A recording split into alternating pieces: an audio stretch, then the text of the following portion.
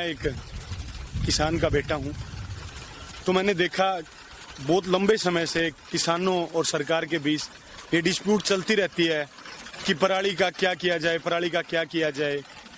तो उसी को मैंने ध्यान रखते हुए मैंने एक नई इनोवेशन करने की सोची, एक नई चीज बनाने की सोची कि हम फार्मर को मतलब एक फूड सप्लायर ना देख के, only A food supplier but also a fuel supplier, इस कंसेप्ट पे हम काम करते हैं। तो मैंने देखा पेडिस्ट्रा एक मेजर इशू है, इसमें सिलिका कंटेंट्स बहुत ज़्यादा हो चुके हैं।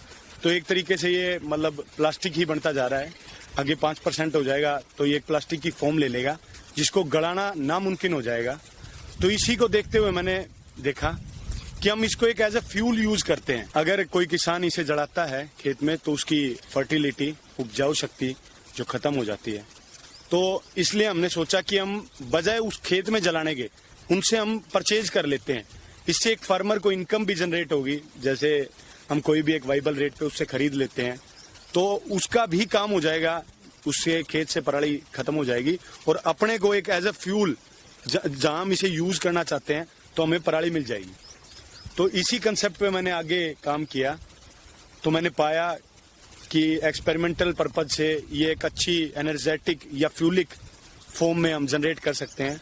तो हमने एक नई इनोवेशन को नाम दिया, जिस प्रोडक्ट का नाम हमने डाला है फार्मर क्रॉप रेजिड्यू कोल, जो कि एज अ फ्यूल फर्नेंसेस में, कीन्स में, भट्ठों में, मतलब सो मोर दिस टाइप्स अल्टरनेट में यूज कर सकते हैं हम।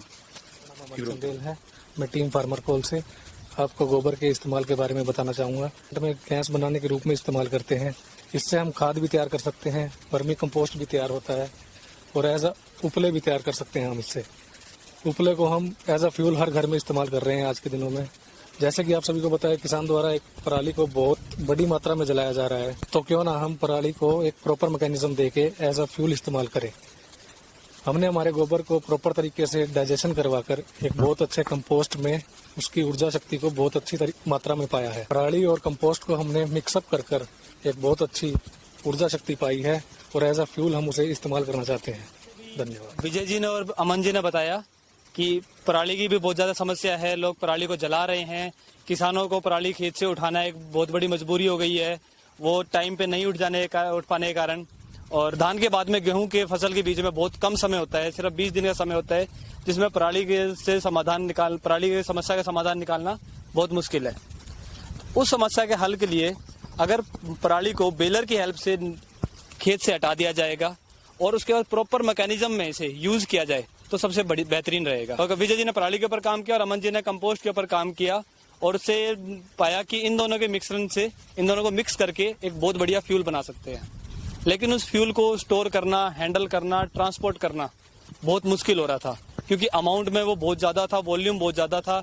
1 kg के लिए लगभग उसमें ये मान सकते हैं कि एक बाल्टी के अंदर सिर्फ 2 या 3 kg ही आ पा रहा था। तो इसलिए उसको एक कॉम्पैक्ट शेप देने के लिए ब्रिकेटिंग टेक्नोलॉजी का यूज किया गया। ब्रिकेटिंग मशीन के अंदर एक पिस्टन होता है जो कि रैम के थ्रू लगातार आके रॉ मटेरियल के ऊपर पंच करता है, एक बहुत ज्यादा फोर्स अप्लाई करता है। उस फोर्स के एप्लीकेशन के कारण ब्रिकेट्स सभी कॉम्पैक्ट हो जाते हैं। मतलब जो भी हमने रॉ मटेरियल उसके अंदर डाला है वो एक कम से कम जगह को घेरने की कोशिश करेगा, उसकी डेंसिटी को इंक्रीज कर देता है। डेंसिटी इंक्रीज करने होने के कारण उसको ट्रांसपोर्ट करना ईजी है, उसे कहीं पे भी स्टोर करना ईजी हो जाता है। और इस एक्सपेरिमेंट को करते टाइम हमने पाया कि उसकी क्लोरोफिक वैल्यू, मतलब उसकी ऊर्जा शक्ति भी इससे बहुत ज्यादा बढ़ रही है।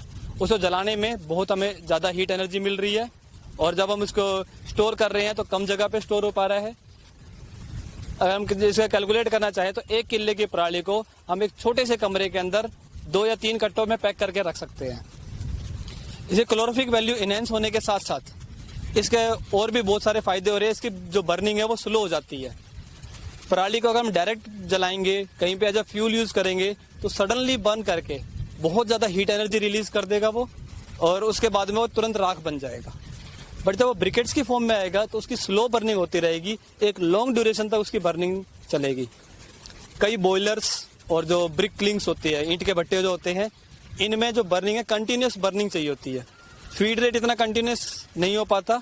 फीड रेट तो हर 10 मिनट बाद, 15 मिनट बाद या हाफ एन आवर के बाद में ही हो पाएगा, आधे घंटे बाद में ही हो पाएगा।